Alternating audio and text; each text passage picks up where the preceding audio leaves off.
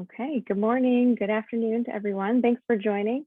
I have the pleasure today of introducing Dr. Phuoc, who is a physician, as well as he has a master's in public health, and has a doctorate in tropical medicine and hygiene. He's also an associate clinical professor in both medicine and pediatrics, being med-peds trained, and he works at UCSF as a hospitalist and splits his time between the medicine side and the pediatric side. So hopefully the residents who are part of this group have had an opportunity to work with him in the hospital. He's an amazing clinician as well. He also co-directs the Global Health Hospital Medicine Fellowship at UCSF and was instrumental in creating the HEAL Fellowship, which we heard about last week in depth. So if you have questions about either of those, he would be a good resource to ask. And with that, I'll let you take it away, Dr. Lee. Thank you, Teresa. All right, well, I would love, good morning or good salutations, and I'm not sure if everybody's time zone is PST. I would love to see your faces if you would, be willing. Otherwise, I'm not even sure if you're just like not even in the room. But if you don't show your faces, chances are I will call on you. Because it does have names, and no, I'm kidding. I might not do that. I don't want to embarrass anybody. All right. So my name is Phuoc. I do see some familiar faces. Good morning. It's good to see you. Today we're going to talk about humanitarian response, sphere standards, and why it's important in global health. I am not. They're certainly not a humanitarian response expert, but I've had some experience in being part of humanitarian responses. I was a refugee when I was younger, and was I would say somebody who was a beneficiary of international humanitarian aid when I was younger, before coming to the U.S. And so I have a little bit of experience in that, and but hopefully this will be a conversation. It will be very informal. I do have some slides, but feel free to ask questions at any time. Just to get to know people a little bit, who are the non-residents or non-pediatric house staff? Anybody? Hi, this is Jean. I graduated from residency in pediatrics at UCSF in 2019. I'm having my lunch now, so that's why I'm not on video. I'm in Eastern time zone. All right. Hi, Jean. Good to see you. Good to see you. I hear your voice. Welcome. Anybody else not a resident? I'm a global child health program manager, so not a medical doctor or resident. Oh, that's Jenny. Hi, Jenny. Hi, Monica. You're a pediatric oncologist. Oh, at St. Jude. Awesome. St. Jude, we see those advertisements in every airport. It's pretty amazing. I can put Misha on the spot. She's a picky fellow, second year. Misha is on the spot. Yeah, thanks, Teresa. No, I wasn't sure whether you meant residents or fellows or just residents. So anyway, I'm not a resident, but I'm a fellow. All right. Okay. Well, welcome. And then Marissa, MS student at UCSF. Wonderful. Great. Oh, wow. Okay. So pretty diverse group. And so with diversity comes a equal amount of diversity in terms of knowledge and experience. So please raise your hands if you have something to to contribute to everybody, big or small, in terms of your experience in the humanitarian space. All right. Well, let me just start by sharing my screen. Let's see this one. And I can help monitor the chat. I know it's hard to do that with the slides up, so I can let you know if someone has their hand raised or if there's a question in the chat. Okay. Yeah. Okay. Sounds good. And are we supposed to go into 10:15, or are we supposed to go a little bit earlier than that? We have until 10:15. Okay, perfect. All right. So the humanitarian response, sphere standards, and the role of NGOs. I've called it this, but it's morphed into more talking about the sphere standards themselves. Can anybody tell me if they know what the sphere standards are? because if you do, then I'll definitely call on you for the rest of this talk. Anybody? Okay, great. Well, then hopefully we'll all learn something. The first thing that I usually do when I give talks is a land acknowledgements, and you might have done this many times already. I'm in Berkeley on unceded Ohlone land, and if you don't already know about this website here, to find out where you are, Jean, I know you're likely on the East Coast, but wherever you are, you can find out whose land you're on, and then start thinking about how to acknowledge and relate to the land in a way that really highlights the long-standing stewardship of that land by many indigenous groups. Okay. So I have two objectives today. One is to understand that the humanitarian response I see as really one core part of what we think of as global health, right? Because by definition, when you do humanitarian response, you're serving an underserved community almost entirely. Unless there's some sort of disaster that afflicts the wealthiest, the Atherton neighborhood or Menlo Park or something like that in the South Bay, generally people who are impacted by complex humanitarian emergencies are underserved in many ways, whether it's they are victims of war or natural disaster or combination. So that's why I see humanitarian response as global health, and it should not be the purview of emergency medicine, although there are lots and lots of representatives in emergency medicine who do humanitarian response.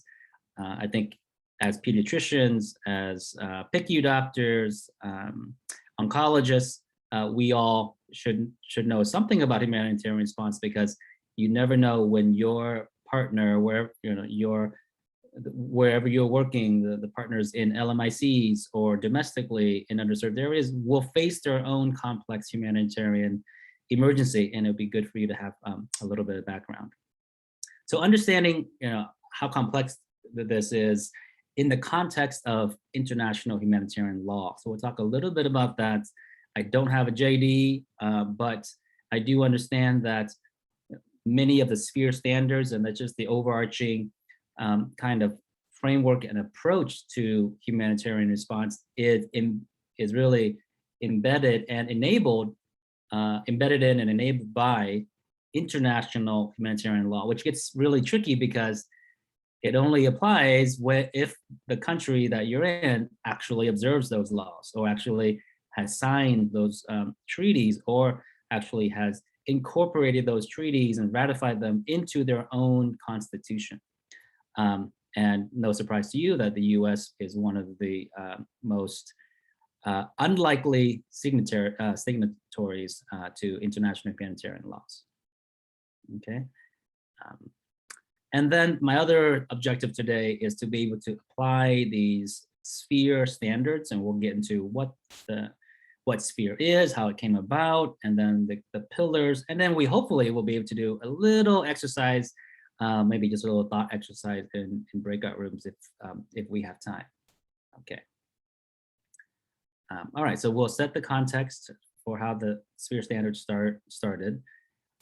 We'll talk about what is the Humanitarian Charter, which are essentially the core values that dictate humanitarian response at large.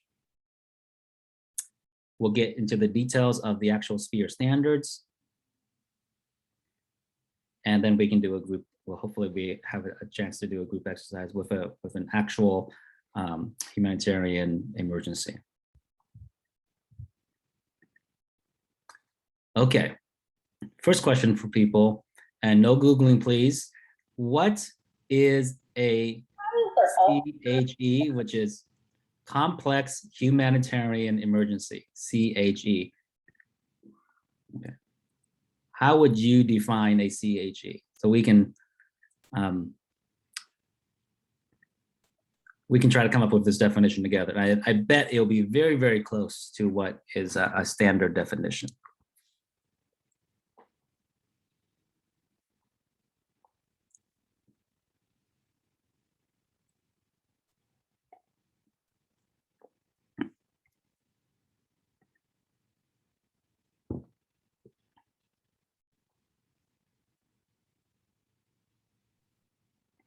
I don't know the definition, but I can and contribute to parts of it maybe. Right. So an emergency where there is a large disruption to life and at-risk populations. Good, yes. So something happened to like really disrupt normal life. All right, okay, that absolutely, it's in, yes, the East does stand for an emergency, and sure, there are maybe situations where there's always an ongoing emergency, we call that acute on a chronic disaster.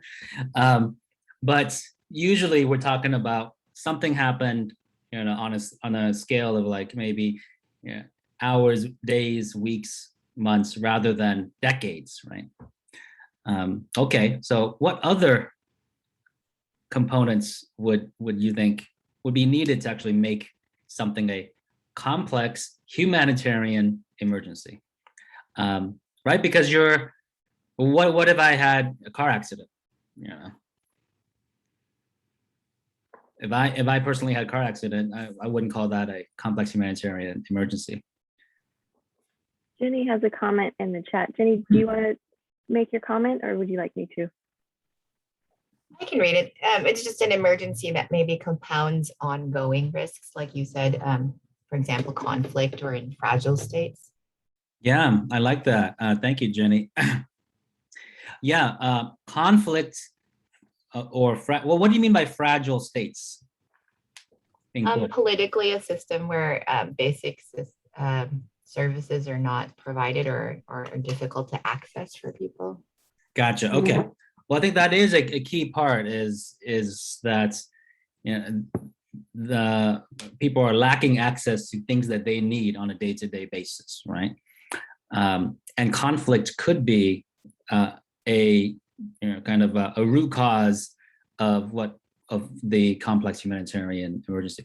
And when you say conflict, can you expound on that a little bit? What kind of conflict? Political, military, there's sometimes long-running ethnic conflicts, but that just complicate what would be right. say a hurricane or an event that becomes complicated or more acute. Good. Yeah. So when you say conflict, it could be internal conflict. It could be conflict between two states. It could be conflict that's, a violent conflict between warring factions. Yeah. Okay. Awesome.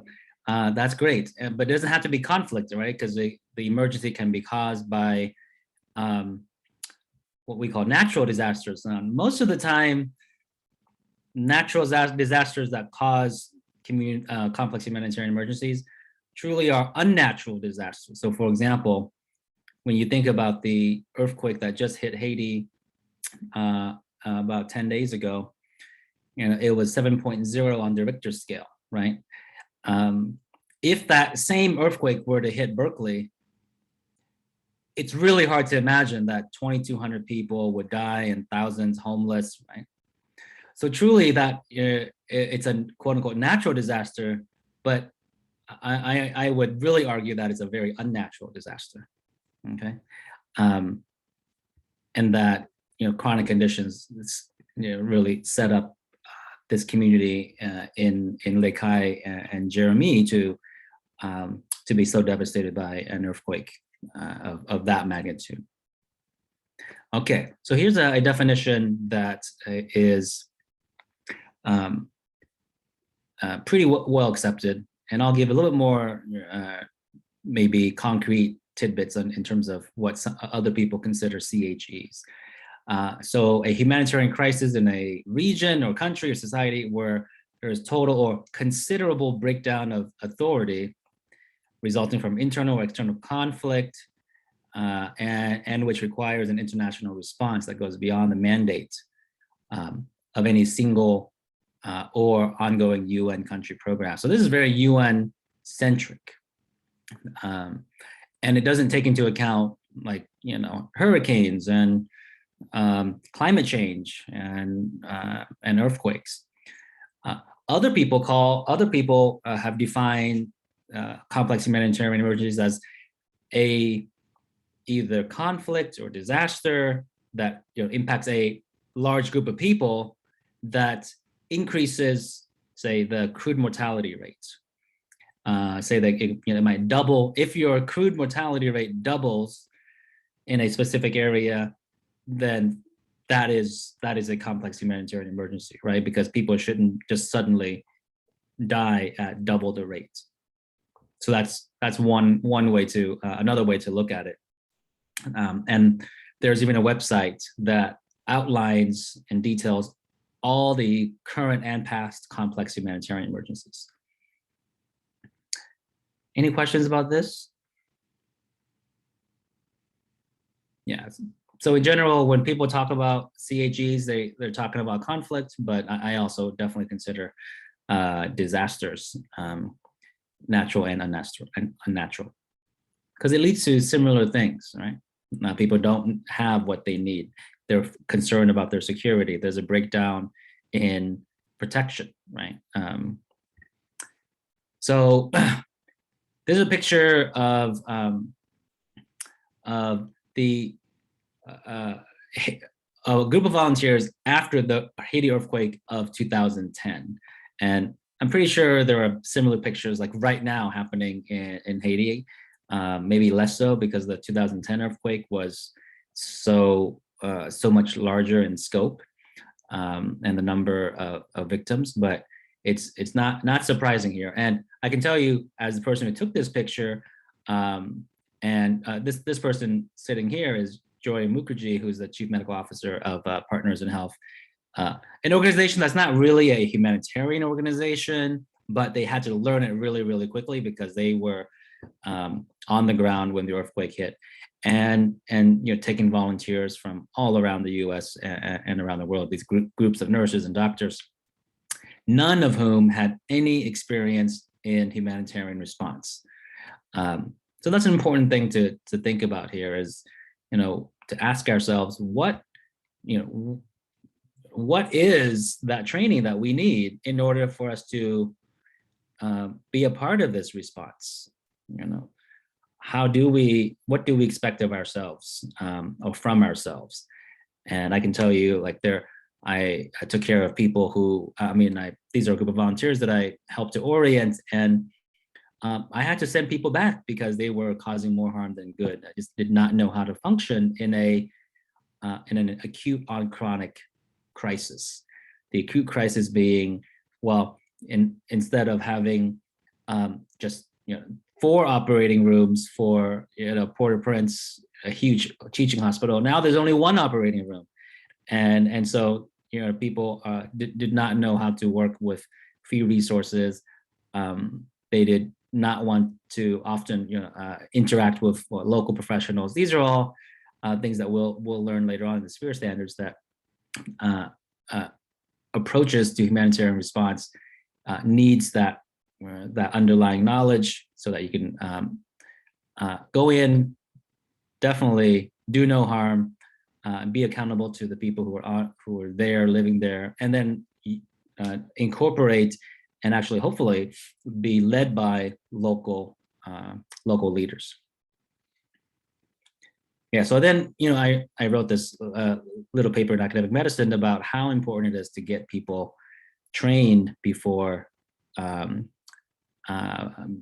we send them off to any place that's underserved. And of course, there's a debate about whether or not people in high-income countries should even go to low and middle-income countries to respond to an emergency.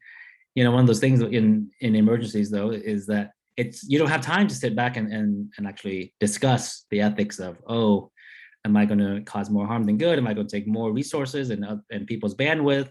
Should I just send money instead? I'm sure many of us have grappled with that. But in the moment when there are literally hundreds of thousands of lives lost and such a sense of urgency, it could lead to what we call in the social sciences the unintended consequences of purposive action. Things that you do on purpose and you have a lot of unintended consequences. And one of the main reasons is this sense of urgency. And do you think, can I ask a question? Do you think that it's possible to do like a just-in-time training for people that don't have any experience that would actually get them prepared to be helpful and contribute after an emergency? Because I asked that with the thought that an ideal state would be where you have a pool of people that are trained and basically ready to be deployed to any like natural disaster or complex humanitarian emergency, but that's logistically harder to do. And obviously we're all very moved when these things happen, and there's a lot of outpouring of support in the moment. So do you think, in your experience, do you think it's possible to train people? I think so. I mean, and it depends on what you're being asked or you're wanting to do. Let's just say you are an orthopedic surgeon, and there's an earthquake, and you go. As long as you have a sense of humility, a sense of the system before the earthquake was under enormous strain, and that's baseline, and then the earthquake made it even worse, and that you have to have a ton of respect for your colleagues and humility going in. That actually could work even if you're not like a global health expert. On the other hand, if you go in and you say, wow, man, everybody's lazy because nobody's showing up to work, and I can't even believe you don't even have an external fixator, and where's your autoclave or whatever it is, the machines that you need, why can't I get any of that? No wonder this place is a whatever country, right? Whatever Trump said. Type of country, and so that it can do more harm than good. So for sure, the vetting process of sending people is really important. And again, because of that sense of urgency in CHEs, sometimes people are not as vetted. Now there are organizations that do a great job vetting because they vet people for many, many months before a CHE even comes up, like Doctors Without Borders. If any of you have applied for Doctors Without Borders, it's like many, many months because all they do is disasters, or all they do is emergencies, and they know there's always going to be an emergency, so they vet you and they prepare you, and then they deploy you when the time is right, when there's an opportunity that fits your skill set. Now at UCSF, I can tell you that there is a Global Disaster Assistance Committee, GDAC. I was on that committee. It was started right after the Ebola epidemic because there were so many UCSF clinicians who were asking, how can UCSF have a more coordinated response to disasters like Ebola, or like the fires up in the Paradise Fire a couple of years ago, or COVID, or the earthquake in Haiti just 10 days ago. So there, and some of the leaders on that are George Rutherford and various leaders from around the school. And one of the ideas is that we do have a group of core people who are on a list, so to speak, and they can get additional training when there are no emergencies, and then they can be deployed when there are emergencies. And I was part of the early conversations around that. And then you should, of course, just partner with organizations that do humanitarian response that can use you. So, partner up with International Medical Corps or MSF or something like that. And then UCSF folks can be deployed when the opportunity arises to utilize their skill set. That's a good question. And then I was wondering if the training the basic training that we're giving, do you find that there's like a a standard set of skills that you can teach people prior to an emergency, versus how different would it be in different kinds of disasters? Yeah. I mean, I think you're getting a 1 hour talk on humanitarian response, and at Emory University, they have a master's degree on humanitarian response. So there's a lot, clearly, it's tons and tons of teaching. There are actually short courses available, like week-long courses. I think there's one at Harvard, at least as of 10 years ago when I did it, where they would do a simulation. You go out and you do like a refugee type of simulation, and they would teach you the sphere standards and have a lot of faculty on hand. So there are varying, kind of degrees of knowledge transfer that you can get yourself. But I think the purposes of this is that I'd like for you to know that there are these standards out there that you can always look up. You can, and if you're for some reason, either called to go somewhere, or you're already at a partner organization and the CHE happens, which is definitely not that uncommon, because even though I'm not a humanitarian response expert, the partner organizations that I work with around the world in the last 10 years, at least 5 of them have had CHEs in the past 10 years. Ebola, earthquakes, hurricanes, cholera. I mean, all of these things happen in our partner communities, and we of course, we want to do health system strengthening and all of that, but we have to have some background in this so that we can be useful when the time comes, even though we may not be leading that effort. Okay, that's a good question. All right, this picture. Anybody? Oh shoot, the answer is right here in the top right-hand corner. This is sad, but I think some of you may be too young to remember what happened in 1994. Can anybody give a real brief 2-liner about what happened in Rwanda in 1994? It's the year I graduated high school.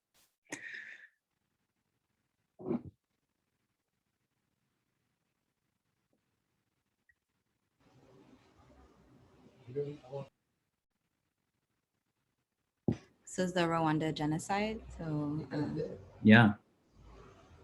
Can you give a little bit of background in terms of the the conflict itself?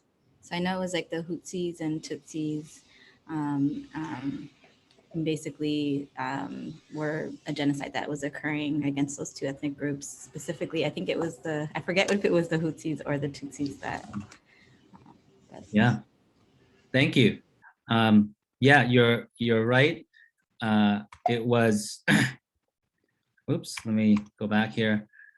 A lot of this, I'm sure you're learning the context. The overall context is colonialism, and how it impacts today so much of the world. And one of the biggest things that I teach in my other course at UC Berkeley is what we call this, social construction of knowledge. And when the Belgians came in to colonize Rwanda, they saw what they saw were 2 distinct groups, and that really never truly existed. There were multiple tribes and whatnot. The setup was very different, but they saw 2 different types of people, one with a slightly lighter skin and one with less so darker skin. And the Belgians, because of pretty much racism, decided to elevate the status of one group and denigrate the other group. So the group that was elevated meaning like given maybe slightly better jobs, maybe more pay, maybe more power, not as much as of course the colonizers. But they were called the Tutsis, okay? And everybody else were Hutus. And so while there was never a boundary or some sort of line that existed between people who were lighter skinned or darker skinned. There suddenly was this artificial line. And so over the course of decades, there was growing resentment from Hutus against Tutsis that really culminated in the basically assassination of the president of Rwanda and the president of Burundi in an airplane explosion. And then there was a very systematic slaughter of Tutsis by Hutus.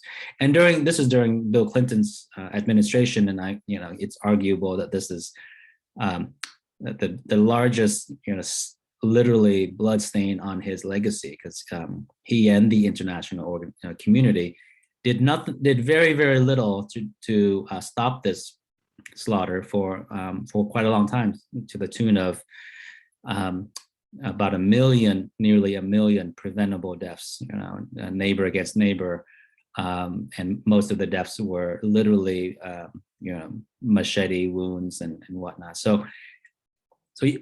But then after a certain number of weeks of the genocide, there was a resistance that was led partially by Paul Kagame, who is the president of Rwanda now, and who is quote unquote Tutsi.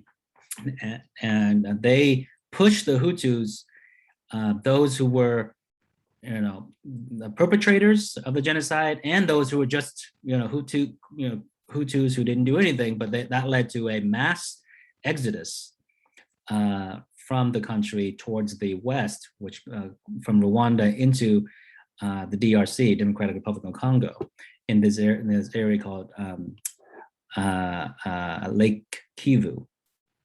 And this was one of the largest refugee settings in the world at that time. Tens of thousands of people were traveling here because they were being pushed by the kind of insurgent forces led by Paul Kagame to stop the genocide. Okay, so next what happened was you had refugee camps, many looking like this, that hosted in the DRC tens of thousands of people.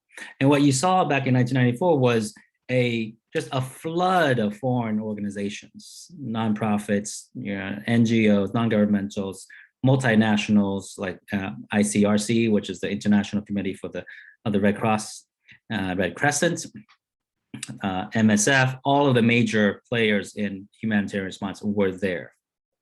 Okay. Why am I telling you this story? What do you think happened here?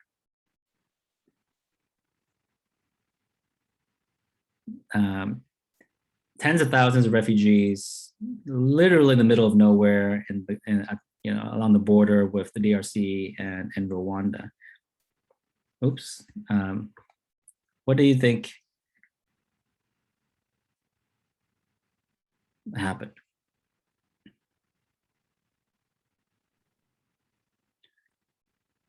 Disease outbreaks. Yeah, good. Yeah. I mean, we had dozens and dozens of organizations, and there was very little coordination. And I can tell you, it's chaotic. Everybody has good intentions, and of course, to hell with good intentions, right? And so yes, there were outbreaks of cholera, measles, lots of children dying, under 5 mortality shot way up in these camps. And I mean, these are camps with tens of thousands of people. Yes, so disease outbreaks. Yes, you're right, Monica. NGs were not coordinated. And of course, when you say, what does that mean, coordinated? It's not like MSF goes in and says deliberately, I don't want to work with anybody, right? It is the unintended consequence of purpose of action, right? That's what I mentioned earlier, is that you go in and you're just working yourself to the bone every day, 14, 16-hour days. When I was in Haiti after the earthquake in 2010, we were working so hard, and yet, in retrospect, we weren't coordinating enough. We weren't being led by local people. We were doing what we thought was good for the people we were serving, and that led to tons and tons of redundancy, reinventing the wheel, wasted money, because the left hand didn't know what the right hand was doing. because could potentially break down in communications. This is a time before, before cell phones, 1994. And so, and every single day they were inundated with thousands of new refugees. So yeah, really, really hard, I think. Disease outbreaks. Okay, what other things do you think potentially could have happened?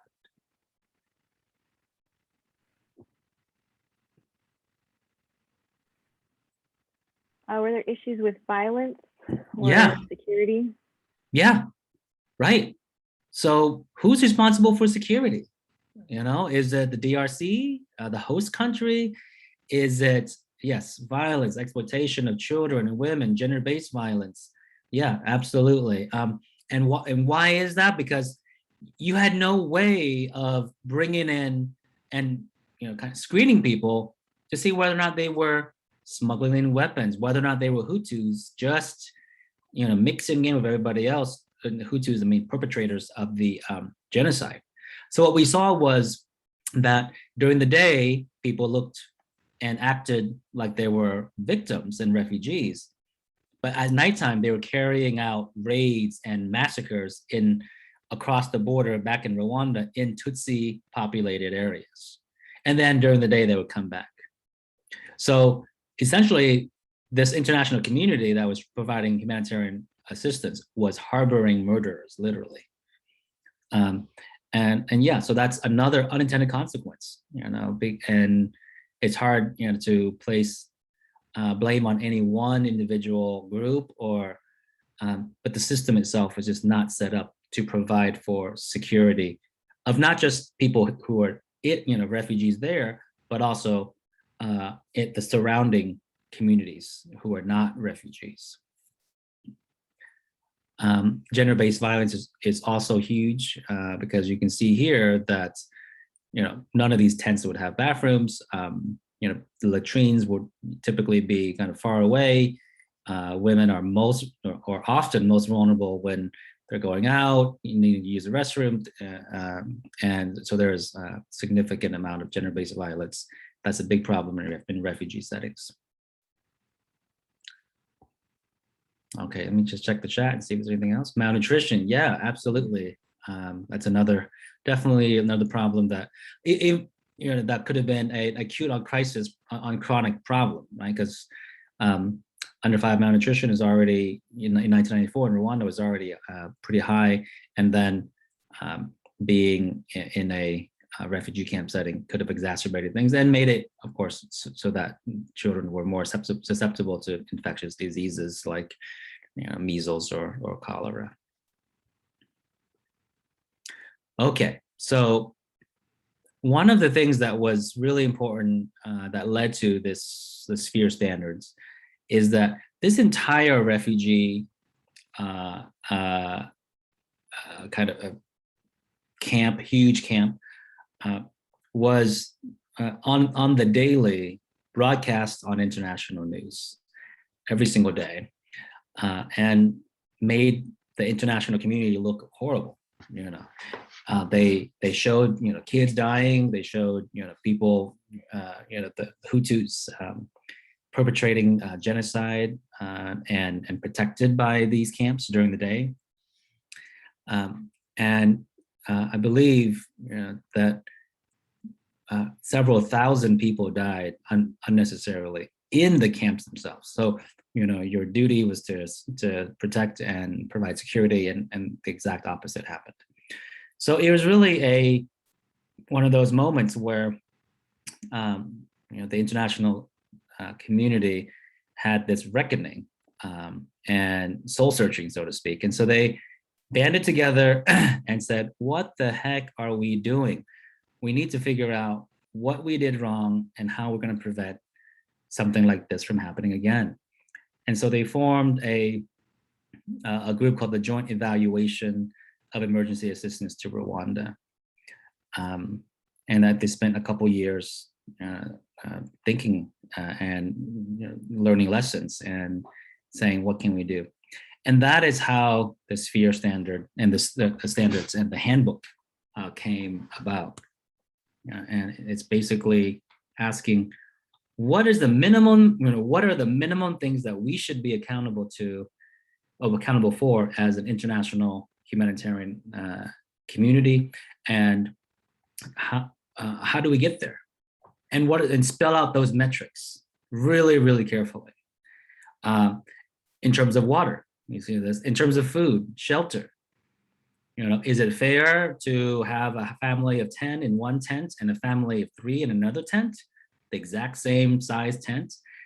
Is it fair to give the same amount of food to a family of 10 and to a family of 3? How do we give the same caloric ration per person? What sorts of healthcare should we provide? Should we have vaccines? Should we have contraception? Should we have HIV treatment readily available? And how do we protect people so that we're not harboring murderers, and at the same time we're not in the middle, taking sides in a conflict? Okay. Questions so far? I might have to speed up a little bit since we only have about 15 minutes left, but any questions right now? Okay. So this Sphere handbook has now become like its own nonprofit. It does trainings all around the world. It is composed of the largest humanitarian organizations, including Red Cross, Mercy, Save the Children, MSF, these large organizations that are Oxfam. These are, household names in humanitarian response. So everybody pretty much agrees to these standards and are signatories of it. It is not the law. It is, the Sphere's handbook is not the same as international humanitarian law, but it's essentially non-governmental organizations governing themselves and saying that we need to hold ourselves accountable to a certain set of metrics. Okay, and it all starts with the Humanitarian Charter, which is embedded, it's a product of international humanitarian law. Okay, so these are the 3 key components of the Humanitarian Charter. We need to respect the right of people to live with dignity. Okay, dignity being a key word here. We'll talk about that in a second. The right of people to receive humanitarian assistance. We need to uphold the fact that no matter what side you're on in a conflict, if you need something, you have the right to it. Okay, and then the right to protection and security. So we, you can't send people back to an unsafe situation. Your refugee camp has to have security. You have to be able to protect the vulnerable people in your, that you're providing services to. So you can't just go in and say, I'm only going to provide clean water to this refugee camp. If you're the only organization there, that's not going to cut it. You might as well not go. Okay, if you're only going to do one thing. So the Humanitarian Charter is these three core principles here. So, for example, dignity. This is not dignified, even though this is a warm suit. It is not pass the dignity test, right? So dignity means not just charity, but culturally appropriate assistance. Humanitarian assistance, I have the right to humanitarian assistance. You have to help me because I need help during this time when I'm most vulnerable, and you cannot send me back to a situation where I will have a potentially meet violence or insecurity. Okay, and so these are the 3 things that are part of the Humanitarian Charter, and it's based on international law, human rights law, So like, the Geneva Conventions, the Convention on Refugees, the Convention on Child Labor, all of these that you may have heard about in the background.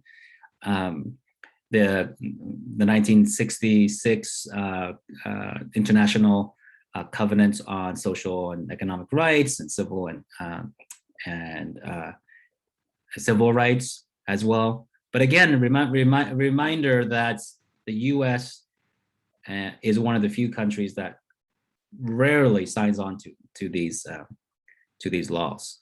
Okay, there's definitely a lot of refugee law out there that the U.S. does not really recognize, and that's why when you hear about the International Criminal Courts, they basically have no jurisdiction when it comes to Americans because the U.S. doesn't sign on to any of these laws. So they will argue in the ICC that these laws do not apply to Americans.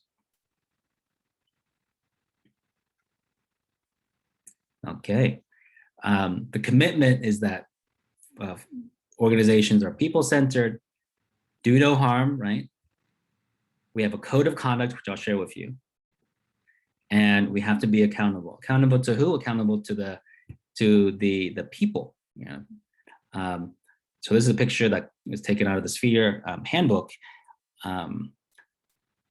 Let's say this woman is a refugee. What sorts of things do you think that we can do to make her experience and existence in a refugee camp, whether it's short or long, so that she feels empowered and she feels like she is being centered, while living, of course, in a crisis situation?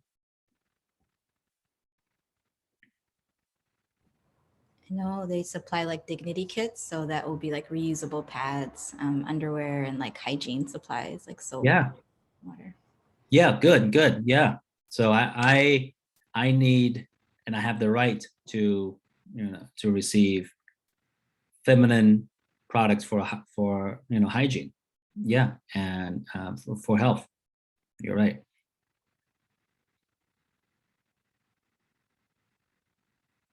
What about just empowerment, or communication? What sorts of things would be considered people-centered for this woman?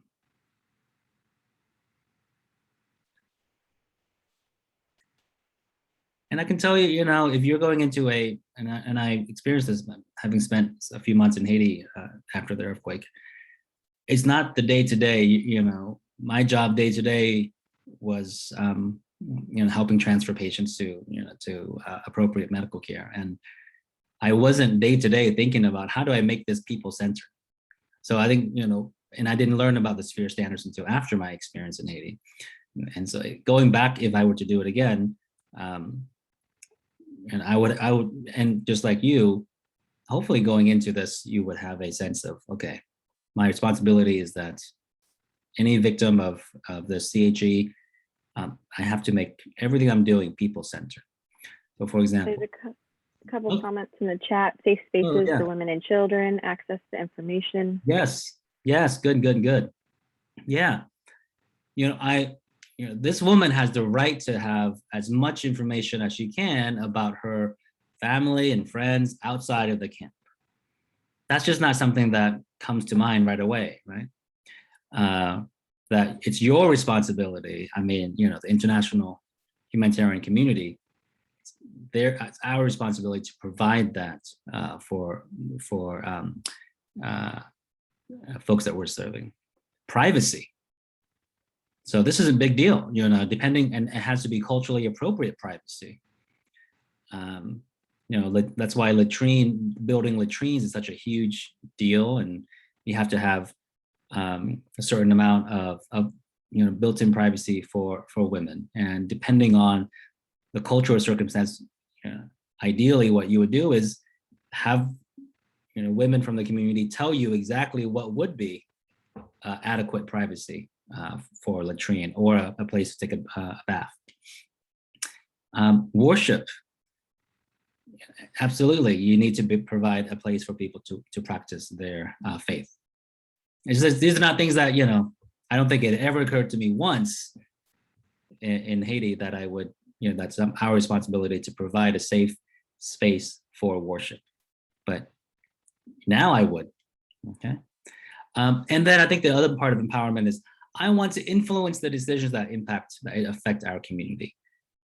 So not only, and this is part, the people-centered part, and is we try in the Sphere handbook to, recruit people from the ranks of people you're serving to become leaders, to hear their voices so that they can design the interventions themselves, okay? The way you dress is important. So, if the appropriate dress is no shorts, then, and I've seen this, many, many times disregarded by international folks. Flip-flop shorts, if no head coverings, if in places where they would require that. So that's an important part as well. This slide is about safety. Moving relatively quickly now. So the code of conduct is, I think, pretty intuitive. The humanitarian imperative is first and foremost. Aid is calculated on the basis of need alone, not anything else, not political affiliation or where people are in the hierarchy. And we cannot be instruments of government policy, and respecting culture and custom, of course, building local capacity or using local capacity to help in the work. And so ideally, humanitarian organizations are staffed by local people primarily as much as possible. Okay? It's a way to invest in the economy of the local community there. And of course, I think it's more cost effective. Generally, foreigners cost a lot more, expats cost a lot more than hiring local people. Okay. And local people have, the historical knowledge, relationships, cultural knowledge. So it's definitely preferable. Okay. But the problem with accountability is it's still people who hold the purse strings that are the first to be answered when it comes to accountability.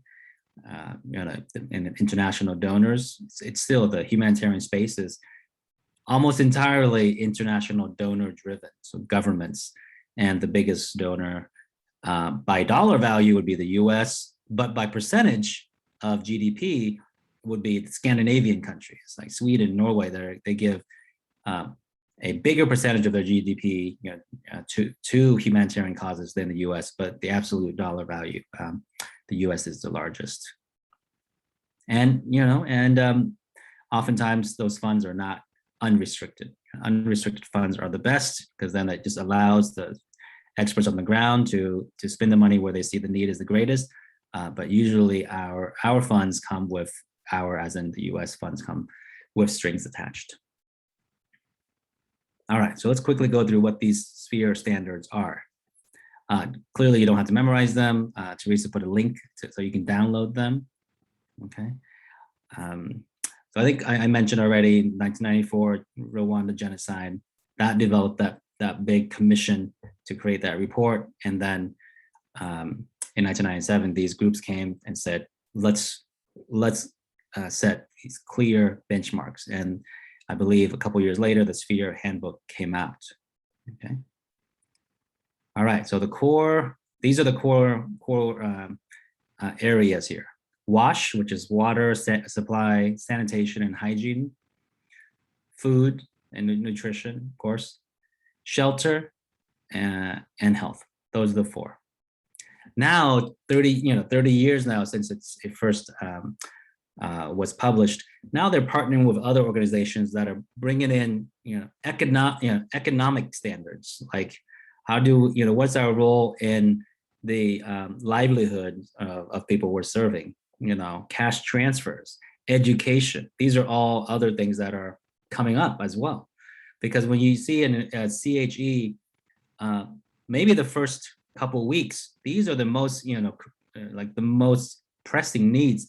But then what if, months go by and they're still in refugee camp? What if years go by? Then suddenly you're talking about, well, how do I provide for the education of the children being born here? They're like literally, I've met people who literally were born and raised in a refugee camp. And so then, economic viability and education are all now becoming more and more crucial in sphere benchmarks. But the first four, I'm going to go skip through these. Four are, wash, nutrition, shelter, and health. Yeah, so when you're talking about water, and these are all in the book, it's how do we bring in enough clean water? And that means down to how many liters of clean water does one person need per day? So that's how you calculate. How many latrines do you need per, X number of people? How far apart should you space them? What's the drainage like? All of those things are spelled out in these benchmarks. So here we go. A container, one household needs a 10 to 20 liter container so that they can go and carry, get the water. Okay. And then one for storage. 250 grams of bathing soap, one of these per person per month. So it gets very, very specific. So you can, the exercise originally was meant to have you guys go and ask you, how much soap does, 8,000 people need per month? That sort of thing. And how much would that cost? So laundry soap, bathing soap, like somebody already mentioned, feminine products, all of these are spelled out. Shelter, same thing, how many square feet or square meters are needed per person so that you don't have a family of 10 and a family of 3 living in the same amount of space. Okay. These tents, here we go. Next one, this one is food. How many calories does a woman who's lactating? She gets 500 extra calories. So she should be, the ration should be whatever it is, 2,000 calories to 2,500 calories per day for that woman. So you just calculate the number of calories when you are going out to buy food in bulk. And you can calculate based on the demographics of your camp here. Health, of course, particularly in children. These are the major causes of death associated in refugee settings, and almost all of them are infectious in nature. And then I would say malnutrition being 23%. But I think I would say that there's it's a associated risk or attributable risk in many of these other deaths, from pneumonia, diarrhea, measles. If you're already malnourished, chances are you're more likely to die from diarrhea.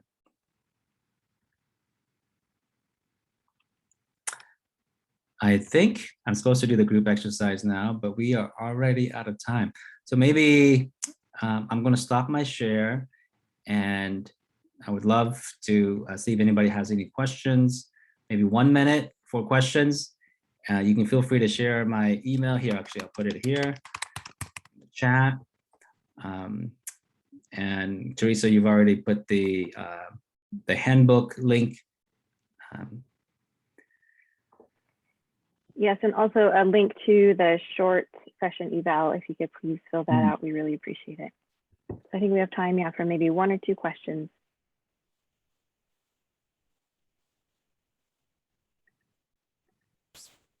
These sessions are never long enough, but I enjoyed it.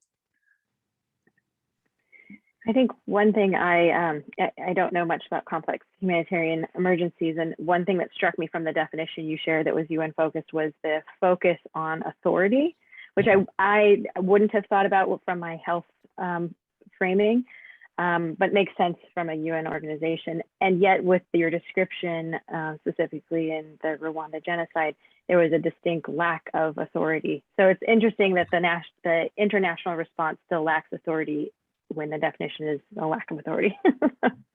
Right, yeah. That's a good point. And when you have dozens and dozens of NGOs all convening, it is, you can imagine, like, how about 20 academic medical centers descending on a refugee camp? Lots of egos, lots of people think they have tons of experience, and yeah, very little true coordination. And from your perspective and experience, what do you think could make that process better and more coordinated? Well, now, yeah, now it's, with that reckoning in 1994, I think it's much better now. So in Haiti, what we did was there was a UN coordinating body for humanitarian response, and then all the NGOs that came had to register, and the Haitian government was also part of this organization. And every day they would meet and they would say, okay, there's a group called the WASH group, and then there's a nutrition group and a health group. And so Partners in Health was in the health group, and we would be designated a lead, NGO for this particular area. And then we would focus a lot of our efforts on that. And every single day we'd come back and report to the entire NGO community what's happening, what's needed. So there's definitely more coordination now, but still, when you actually see an emergency, it could be very, very chaotic, especially when there's a breakdown in communication. Like, we didn't have cell phone coverage in Haiti for like a week after the earthquake. All right. Well, thank you so much for making time for me. I enjoyed chatting with you all, and feel free to reach out. Thank you so much. Have a good rest of your week. Take care. Bye. Bye.